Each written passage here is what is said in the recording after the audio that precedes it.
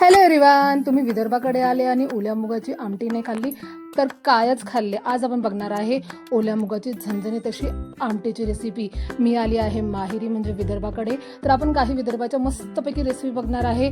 तर माझा व्हिडिओ तुम्ही स्किप न करता शेवटपर्यंत बघायचा आहे. आता उन्हाळा आहे, तर उन्हाळ्यामध्ये पीक घेतलं जातं, त्यामध्ये मूग घेतली जाते. तर शेतातली मूग डायरेक्ट घरी, म्हणजे बघा शेंगा किती कवळ्या कवळ्या आणि मस्त ताज्या ताज्या शेंगा आहे. आता त्याचे काढायचे आपल्याला दाणे, किती भरले भरले दाणे आहे बघा. दाणे काढायचे आहे आणि यापासून करायचे आपल्याला झणझणीत अशी आमटी. तर आपण नाही करणार आहे, माझी मम्मी करणार आहे. तर माझा व्हिडिओ तुम्ही पूर्ण बघा. तर सुरुवातीला आपण मिरची मूग धुवून घेणार आहे. तर कढईमध्ये आपल्याला टाकायच्या आहे मिरच्या, सोबत टाकणार आहे लसूण आणि टाकायचं आहे आपल्याला अद्रक. आता हे तेल टाकून छान भाजून घ्यायचं आहे आपल्याला. खमंग असं भाजून घ्यायचं आहे. या भाजण्याच्या प्रक्रियेवर आपली आमटीची टेस्ट डिपेंड करते, त्यामुळे मस्त आपल्याला मंद आचेवर सगळ्या वस्तू भाजून घ्यायच्या आहे. व्यवस्थित भाजल्या गेलं की त्याला एका प्लेटमध्ये काढून थंड करायला ठेवायचं आहे. त्याच कढईमध्ये टाकायचं आहे आपल्याला ओली मूग, ती पण आपल्याला छान परतून घ्यायची आहे. ओल्या मुगाचा सुगंध काय सांगू तुम्हाला, अप्रतिम. आता छान परतून घ्यायचं आहे. परतल्यावर एका डिशमध्ये काढून हे पण आपण थंड करणार आहे. या सर्व वस्तू पूर्ण गार होईपर्यंत मम्मीने टाकल्या मस्तपैकी पतल्या पतल्या भाकरी. या गोष्टी आम्ही चुलीवर पण करू शकलो असतो, पण आमच्याकडे खूप त्रास आहे माकडांचा. आमच्याकडे खूप माकडं येतात आणि मग सगळं उद्ध्वस्त करतात, त्यामुळे आम्ही घरातच स्वयंपाक करतो, चुलीवर नाही करत. गॅसवरच करायचं आपलं. छान भाकरी गेलं होतं मस्त, मम्मीने पतल्या पतल्या पंचपक्वान्नाला मागे टाकेल एवढं जबरदस्त जेवण झालं होतं आमचं.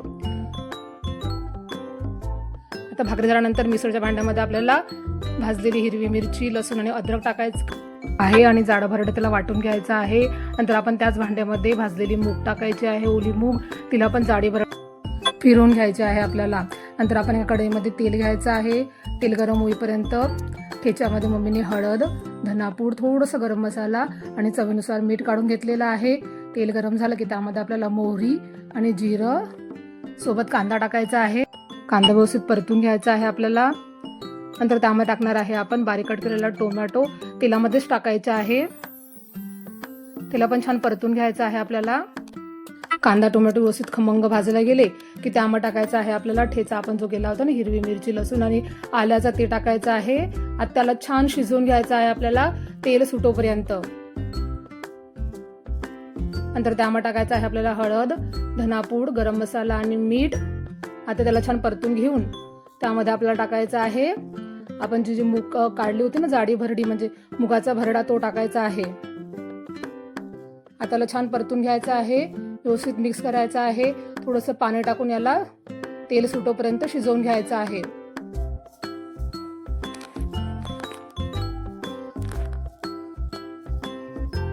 तर पाण्याचं प्रमाण तुम्ही तुमच्या आवडीने टाका. तुम्हाला जर आमटी घट्ट पाहिजे असेल तर पाण्याचं प्रमाण कमी, आणि जास्त पाहिजे तर तुम्ही पातळ पाहिजे तर त्यानुसार पाणी टाका. आणि याला एक छान अशी उकळी काढायची आहे आपल्याला. अशी एकदम गदगद उकळी काढायची आहे. जेवढी चांगली उकळी काढल्या गेली तेवढी आपली आमटी टेस्टी होते, अशी माझी मम्मी म्हणते. मग अशा आपल्या 2-3 अशा उकळा काढायच्या आहे, म्हणजे आपली आमटी एकदम टेस्टी होईल. तर तयार आहे आपली ओल्या मुगाची झणझणीत अशी आमटी.